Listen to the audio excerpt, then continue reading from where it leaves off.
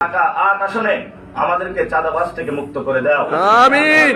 Tender সন্ত্রাস থেকে মুক্ত করে দাও, আমিন। আমাদের উপর তারা থ্রেট দিচ্ছে, তুমি যদি নিরাপত্তার চাদরে আমাদের আবৃত করে দাও তাহলে আমাদের আর কোনো ভয় নাই। আমিন। এই জমিনে যিনি ইনসাফের কথা বলেছেন, শহীদ উসমান হাদিকে খুন করা হয়েছে। আল্লাহ, এখানে অসংখ্য ভাইকে শহীদ করা হয়েছে এই জমিন থেকে। এই ঢাকা ৮ থেকে গণ অভ্যুত্থানের অগ্নিগর্ভের স্ফুলিঙ্গ এখান থেকে নির্গত হয়েছিল। আল্লাহ, আমাদের উপর অনেক দায়িত্ব দিয়েছ। আল্লাহ, আমাদেরকে দায়িত্ব যেমন দিয়েছ তেমনি ভাবে আমাদের দায়িত্ব তুমি নিয়ে নাও। আল্লাহ, তোমার উপর আমরা বিশ্বাস করি, তোমাতে ঈমান আনি। আমরা জানি তুমি আমাদের রিজিক দাতা, তুমি আমাদের পালন কর্তা, তুমি আমাদের বিচারের মালিক। আমাদের সবকিছু তোমার কাছে সুপর্দ করলাম।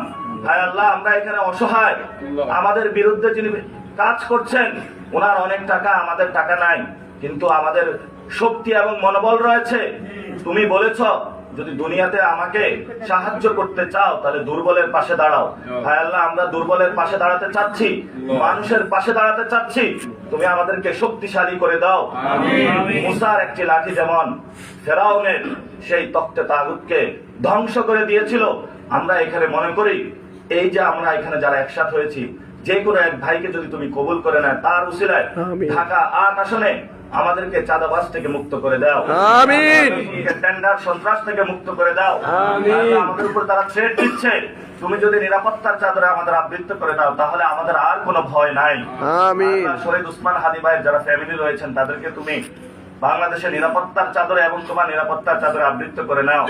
আল্লাহ, ওনার মাসুম বাচ্চা যিনি তার বাবাকে এখন দেখতে পারে না, আল্লাহ, উসমান হাদির যে মাসুম সন্তান, তার ওয়াইফ, তার মা, যে সন্তানকে ঘুরে ফিরে ঘুমের মধ্যে আমার হাদি কই, আমার হাদি কই ঘুরে ফিরে বেড়ায়, আল্লাহ তুমি তাদেরকে ধৈর্য ধারণ করার শক্তি দাও। আল্লাহ, উসমান হাদি ভাইয়ের যে ইনসাফের কথা বলেছেন সেই ইনসাফের পথে আমাদেরকে রাখো।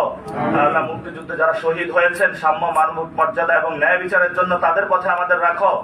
আল্লাহ, ৯০-তে যারা গণতান্ত্রিক আন্দোলনের জন্য শহীদ হয়েছেন তাদের পথে আমাদেরকে রাখো।